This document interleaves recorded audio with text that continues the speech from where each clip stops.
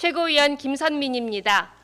윤석열 정부의 내년 예산안은 필요한 지출은 깎고 쓸데없는 데만 올리는 낙제점 가계부에다가 수입은 부풀리는 분식회계 예산입니다. 국회는 지금 내년 예산 결정을 위한 심의 과정을 하고 있습니다. 내년 한 해 정부의 살림살이를 챙기는 중요한 일이지만 정부가 내놓은 예산안을 살펴보니 한숨만 나옵니다. 윤석열 정부는 2년 연속 세수 부족 사태를 불러왔습니다. 지난해 56조, 올해 30조가 펑크났습니다. 세수 펑크의 가장 큰 주범은 정부의 감세 기조 때문입니다.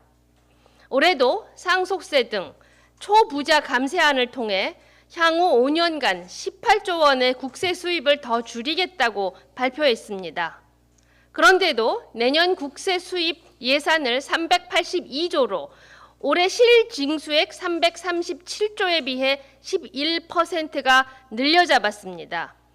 3년 연속 세수 펑크가 불을 보듯 뻔한 상황입니다. 감세 정책을 내세우면서 국세 수입 예상치는 올려잡는 정부의 행태는 트럼프와 치겠다며 골프째를 잡은 대통령을 연상하게 합니다.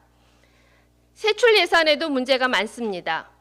총 지출 예산 증가율은 3.2%인데 법적 의무 지출이 아닌 재량적 지출 증가율은 0.8%에 불과합니다.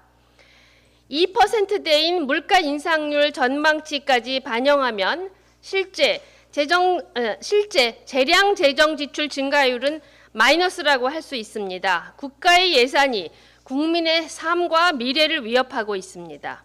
가장 큰 문제는 취약계층을 위한 지출을 줄였다는 것입니다.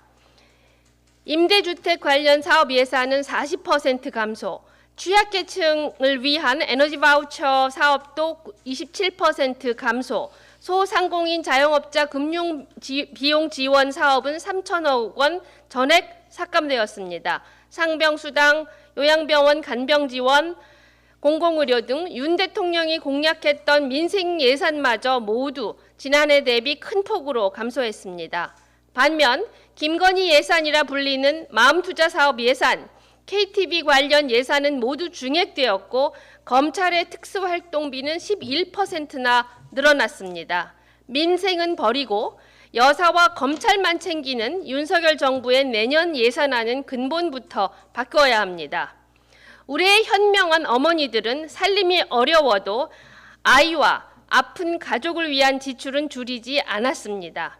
조국혁신당은 불필요한 예산은 감축하고 사회권 선진국 실현을 위한 예산 증액에 주력하겠습니다. 주거권 보장을 위한 임대주택 예산, 환경권 보호를 위한 기후위기 대응 예산, 노동권 확보를 위한 청년과 근로 취약계층 근로환경 개선 예산, 건강권 수호를 위한 각종 돌봄과 의료 관련 예산 제자리로 돌려놓겠습니다. 국민의 삶을 위협하는 분식회계를 종식시키고 정의롭고 책임 있는 재정 운영 실현을 위해 국민과 함께 끝까지 싸우겠습니다. 감사합니다.